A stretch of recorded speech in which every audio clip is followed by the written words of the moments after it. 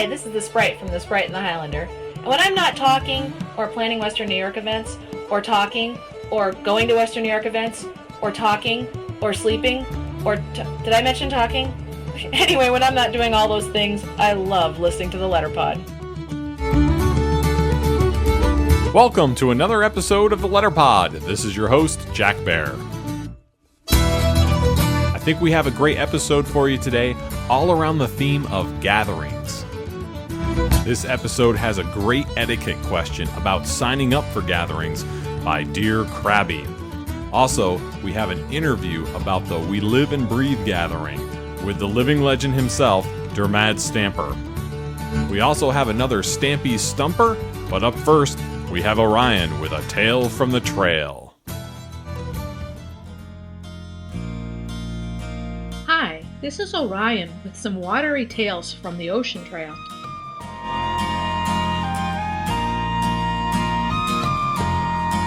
First, I want to thank Mark and Sue Peppy for arranging the first ever Letterboxing Cruise to Bermuda. Mark was inspired to do this trip one day while he was stuck in traffic on his commute home. The idea formed, and by the time he got home and told Sue about it, the ultimate letterboxing gathering was born. I also want to thank Sapphire Berry and Wood Sprite for graciously letting me share a room with them and being part of the Sapphire Berry posse. It would be awfully hard to talk about everything that happened the week while we were gone. So I think what I'll do is I'll just list my top 25 memories, and not in any particular order. Number 1. Sailing in and out of New York City and seeing the Statue of Liberty, Empire State Building, and Brooklyn Bridge. When Lazy Letterboxer asked one of our waiters what his favorite port was, we expected to hear him say some exotic island, but without hesitation he said New York City. I agree with him. 2. Exploring the ship and going to the shows, movies, or whatever I had the urge to do. 3. Hitting the gym early most days because of the pact I made with the letterboxing hand. 4. Watching the waves shoot off the side of the ship from our balcony, creating a non-stop rainbow machine. 5. Floating in the hot tub with Sapphire Berry and Wood Sprite late at night under the stars. 6. Being all alone in the middle of the Atlantic Ocean, then spotting a yacht sailing the Newport to Bermuda regatta. 7. Sketching at the cathedral ruins at St. George and having music women show up to plant a letterbox of the very same view that I was sketching at the time. 8. The amazing Bermuda perfumery and the owner allowing us to pick passion flowers to wear in our hair. 9. Barrett's ginger beer. 10. Seeing the sea glass loot the Cape Cod letterboxer and her crew discovered at their secret sea glass beach. 11. Listening to the BBC radio play in the Ryan and Amanda Theater, also known as their stateroom. 12. Ryan giving some of us girls an escorted tour into the room unseen by most women to admire the ocean view. 13. The incredible murder mystery that Sapphire Berry created. 14. Bluebird's sleuthing abilities and all the suspects' acting abilities, especially Lazy Letterboxer, who brought back memories of Lovey Huffington. 15. That pillaging pirate, Captain Maggie. Arg! 16. My chat with Hikers and Hounds in the Pearly Pub about her trip to England. 17. The beautiful love song to Bermuda that the Masterworks Museum is. 18. The female singer by the pool singing Yellowbird. 19. The yellowbirds flying high up in the tree at the beautiful botanical gardens. 20. Pink buses driving in the left side of windy roads with breathtaking views. 21. Horseshoe Bay. I need to put a big old gold star next to this memory. The Sapphire Berry posse could not stop exploring the incredible natural lagoon and rock formations, with the caves and the pink sand. Of course, later we couldn't stop body surfing the glassy turquoise waves at the secluded beach where the merry pranksters sent us to in search of their letterbox. It was the most perfect beach day, at the beach rated by Travel Magazine to be the second most beautiful beach in the world. In my book, it was number 1. 22. Bumping into friendly letterboxers on and off the ship, especially Mark and Sue, who always shared the best way to do everything, from eating on board to the best way to see Bermuda. 23. Brandy getting the ultimate stamp for T.Y. Diane, herself, and me. Bermuda wasn't stamping the passports, but Brandy successfully arranged for the ship's security to come to her room, Take our passports and bring them back stamped, arrived by sea in transit. 24. Eating breakfast, lunch, and dinner in the Venetian room, all in one day. Elegant and delicious. 25. The Norwegian Dawn. She brought us safely down and back, and she is a beauty. Believe me when I say this just scratches the surface of our 8-day excellent adventure. If Mark Pepe ever gets another brainstorm of a trip while stuck in traffic, run, don't walk to sign up. You won't be sorry. But the middle of nowhere's where I likes it best, where it's wave over wave, sea over bow. I'm as happy a man as the sea will allow. There's no other life for a sailor like me than to sail the salt sea, boys, to sail the sea. There's no other life but to sail the salt sea. It's time for another question for Dear Crabby.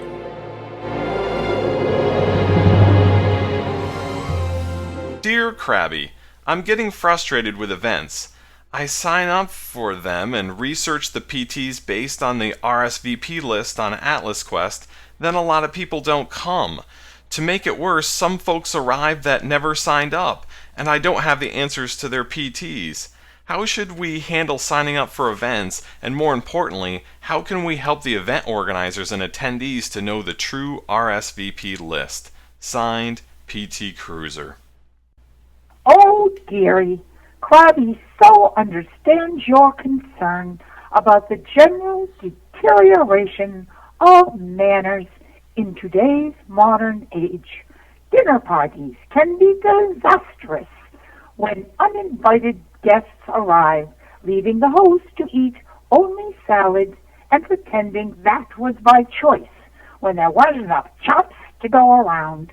And with today's meat prices, you need exact numbers so that you aren't left feeding a $16 pound steak to the Shih Tzu because someone forgot to tell you they weren't attending. But instead of a formal dinner party, most letterboxing gatherings are like neighborhood block parties, in Crabby's opinion. The time is open, people are free to come and go, everyone brings something, and the guest list is wide open. The whole thing is just a much more casual affair. Which people you'll meet at a gathering depends greatly on what happens or who happens to be at the pavilion when you are. People can sign up to attend and actually be there. You just never run into them as you are out on the trails or sitting around the fire at different times. This is, in Crabby's opinion, part of the fun of the whole do. Unplanned conversations and unexpected connections. In fact, at the last few gatherings, Crabby has neither brought nor sought personal travelers, instead focusing on meeting new people. She must admit that she didn't enjoy everyone, but in general, she found a few folks that she much looks forward to seeing again, and hopefully getting their PTs the next time. That said, Crabby understands the lore of lovely stamps, and so admires your work to procure coveted personal traveler impressions. May she suggest purchasing a small pocket address book and writing the answers to PT questions inside the book under trail names.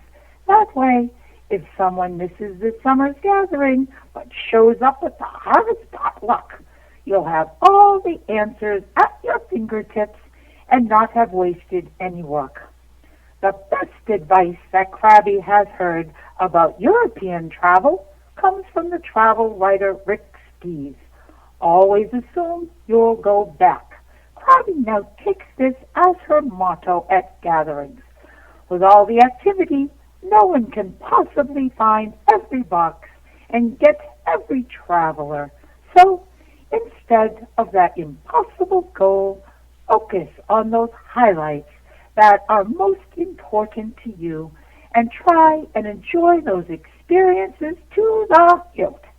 and allow time for unexpected delights. Thank you, Miss Crabby.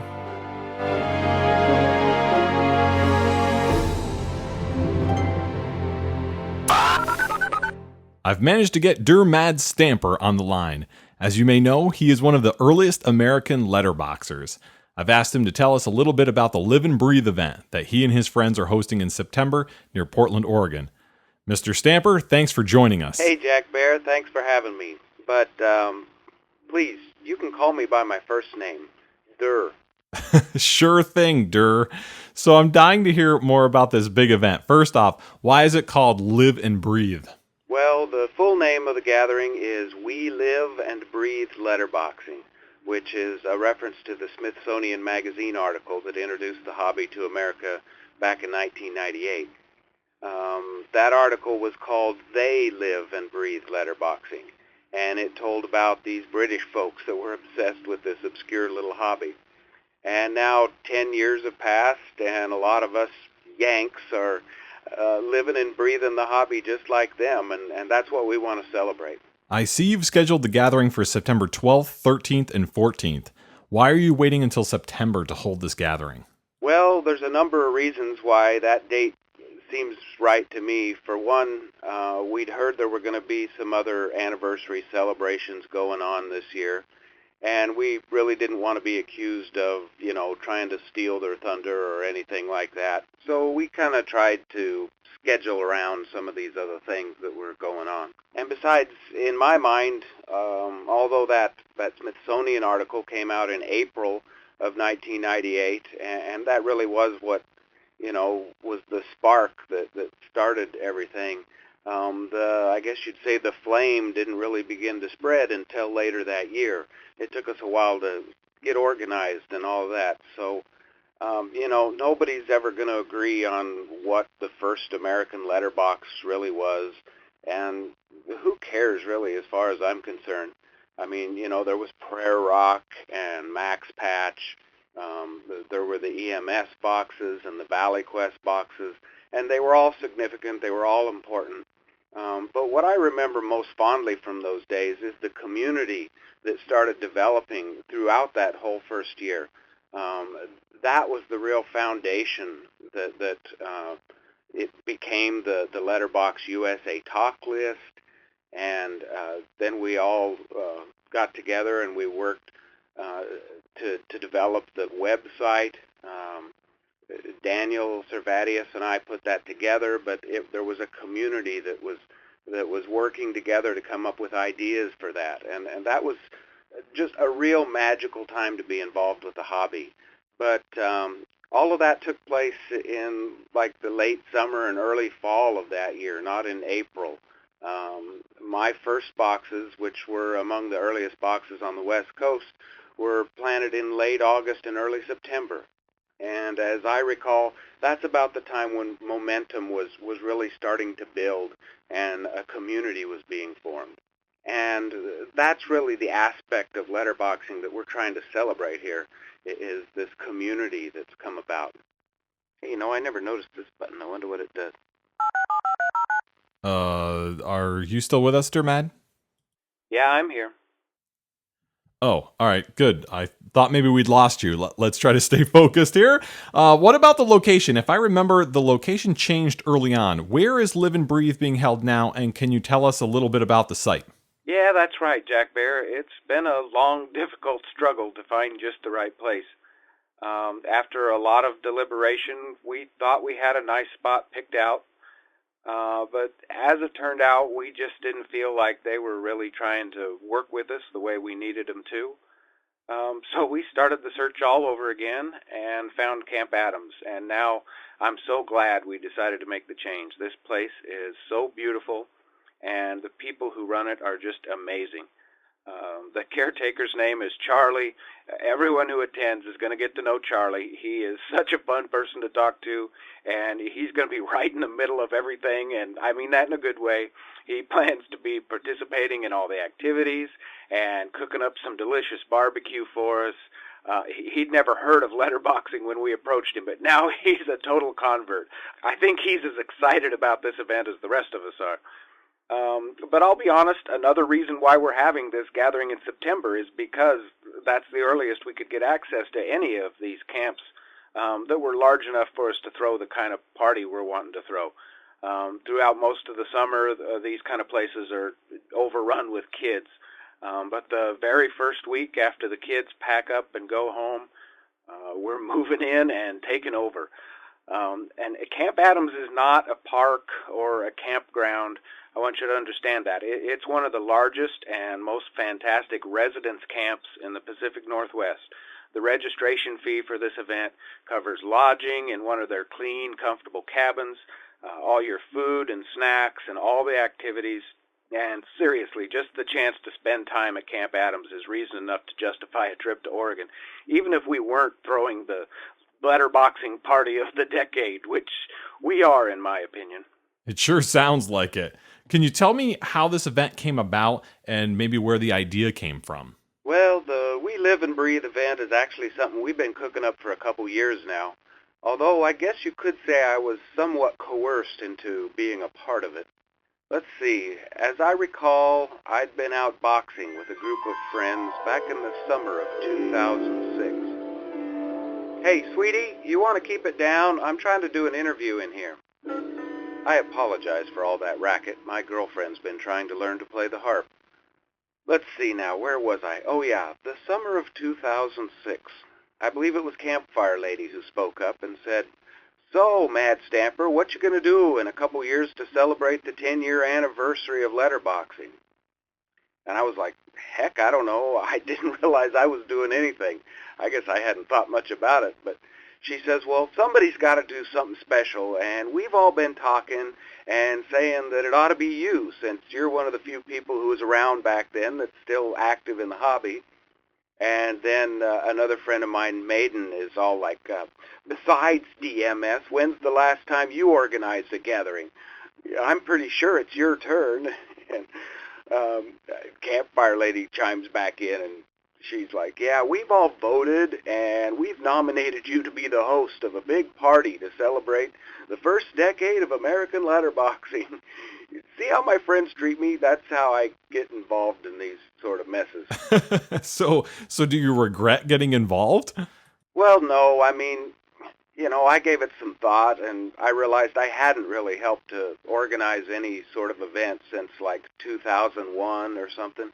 But I warned him. I said, I may be out of practice when it comes to letterboxing gatherings, but I definitely know how to throw a party. I was like, you all think you can handle a real party, Mad Stamper style? Because you all know me well enough to know that I don't do anything halfway. It's going to have to be a full-blown bash, or you can just count me out. I don't think they knew what they were getting into, but they all said they wanted to go for it. And now here we are, and it's actually going to happen. I'm really excited about it, too. I really can't wait. So what exactly is a real party, Mad Stamper style, by your definition? Well, it's over the top. It's an extravaganza. It's a gathering, but it's also an exotic retreat. It's summer camp. It's a backyard barbecue. It's a talent show. It's a dance. It's a slumber party in the forest, if you will. It's all those things rolled into one big happy knapsack, I guess. The first thing I said to my posse was, we got to find someplace special to throw this shindig, Not just a park or a campground. It's got to be someplace really big with miles and miles of trails. And we need to be able to do whatever we want 24 hours a day for the whole 3-day extended weekend. Just a few days before that whole conversation took place, I'd been out boxing with my good friend, the Fun Hog. I guess we both tend to be a bit fanatical, and on that particular occasion, we just couldn't seem to stop. We'd been out on the trail all day, and then we went out for a late supper and a glass of wine, but after our meal, we realized we were both itching to head out and search for more boxes, so we donned a couple of headlamps and hit the trail, and it was early morning before we finally called it quits. Well, I guess that night inspired me, so that became my first order of business. We needed to rent out some sort of huge summer camp and take over the entire place because I wanted to be able to go letterboxing around the clock. even in the wee hours of the morning, without anybody telling us that we were disturbing the peace or breaking curfew or anything like that. We're even going to have some special boxes that can only be found after dark at this gathering, so it's going to be a lot of fun. And, you know, when people have had enough, they need to be able to go into a nice, comfortable cabin and close the door so they won't be disturbed if the party's still going on outside.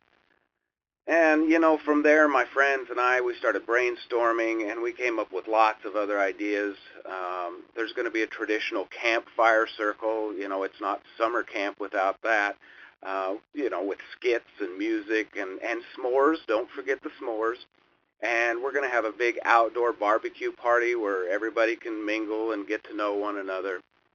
Throughout the whole weekend, there's just going to be all kinds of fun. Frisbee golf, a swimming hole.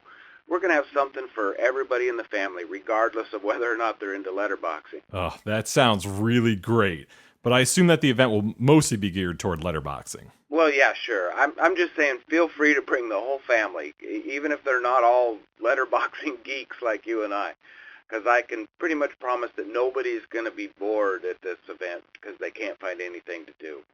But having said that, it really is going to be all about the letterboxing. There's probably going to be the greatest variety of letterboxes that have ever been placed in one area. If you've never gone letterboxing in the Pacific Northwest, you don't know what you're missing.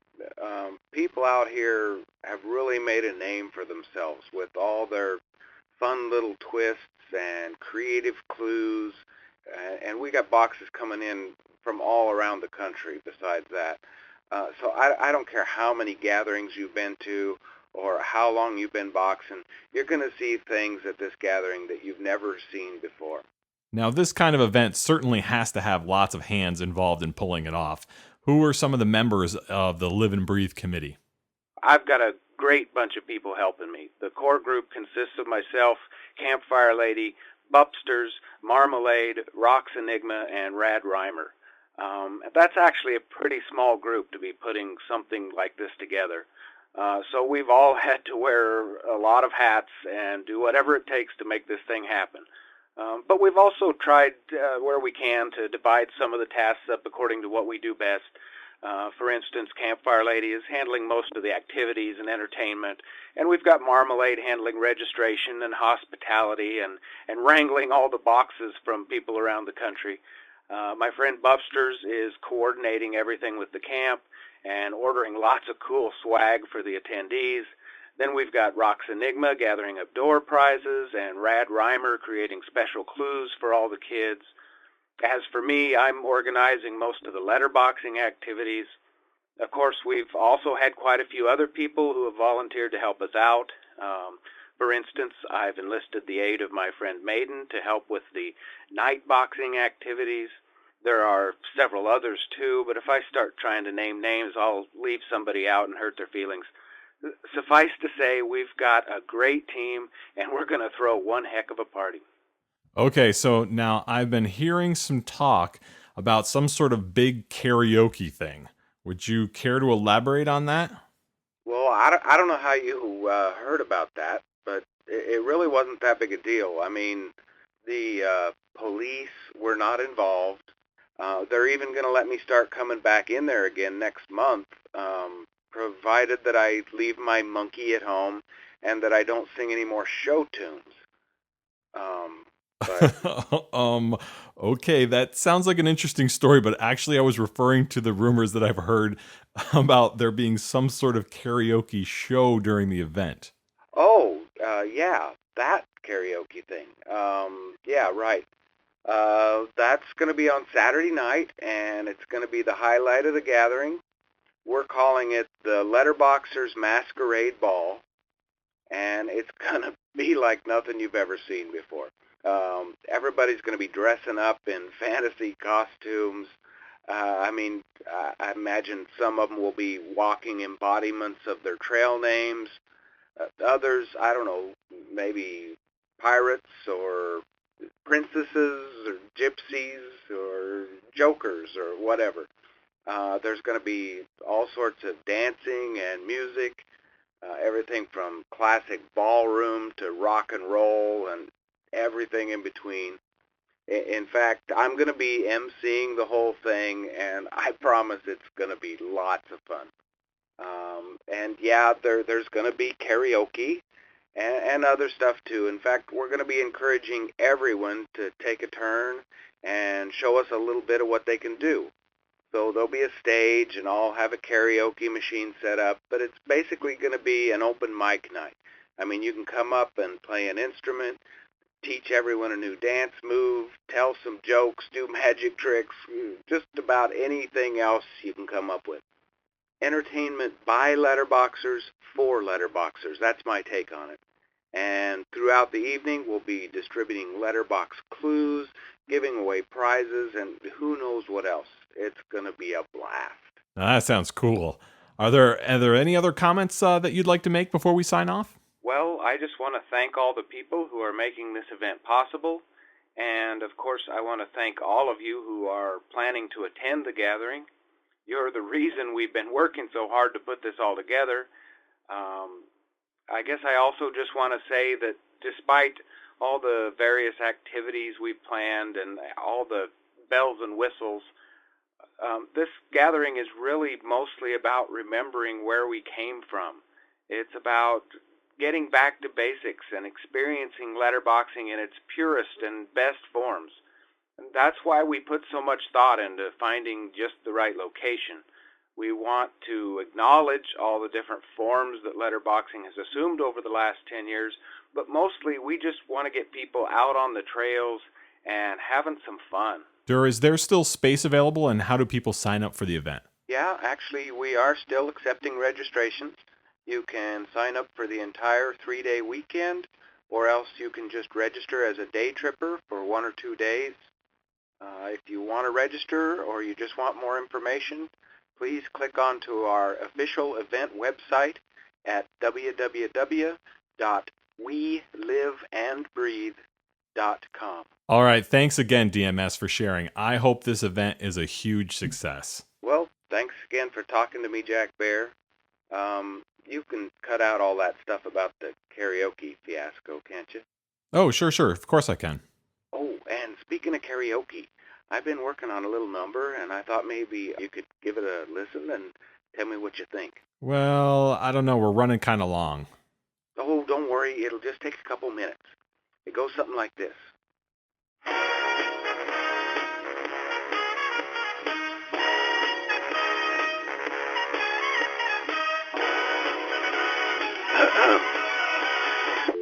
All right, that's about enough of that. I think this concludes our interview with Stampeaz Stumper. Thank you for joining us, and just roll the next segment. It's time for the Stampeaz Stumper!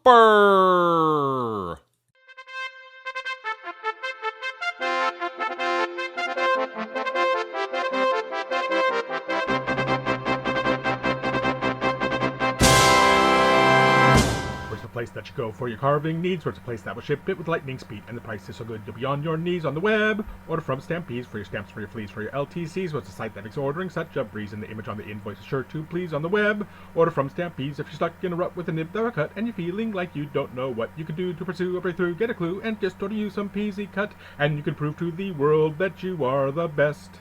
If you can solve the Stampeaz Stumper contest.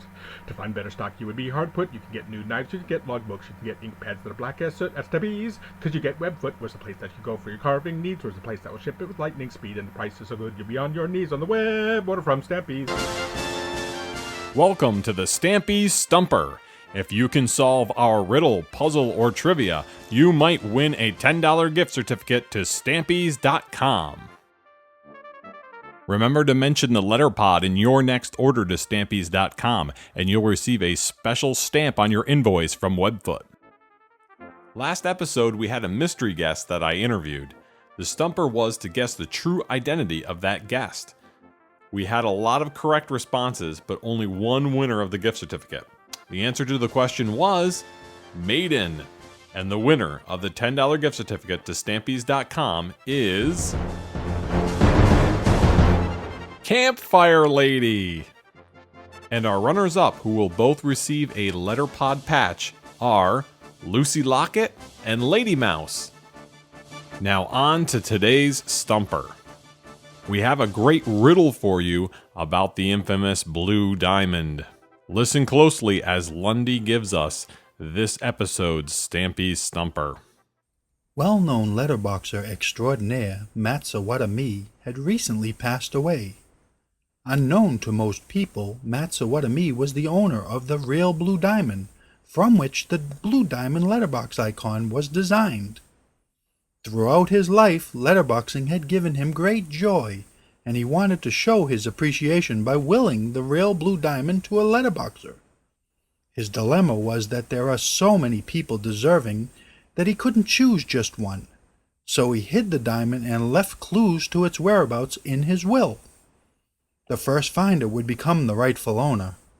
In his will, he stated that the diamond was somewhere on the property of his luxurious California estate, but all he said about its exact location was that it's in a cylinder amid hundreds of squares.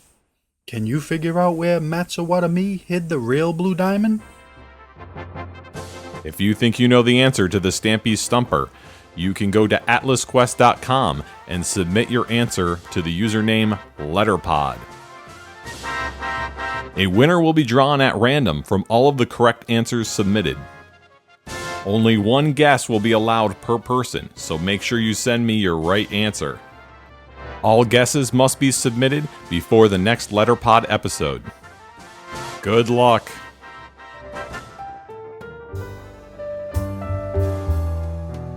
That's all we have time for today. My special thanks to all our contributors and listeners. Please give us some feedback on what you think. Please visit our feedback page at letterpod.podbean.com. Remember, we're always looking for new ideas and new contributors. The music in this episode was titled Fortune and Wave Over Wave by Great Big Sea from the Podsafe Music Network. Thank you all for listening.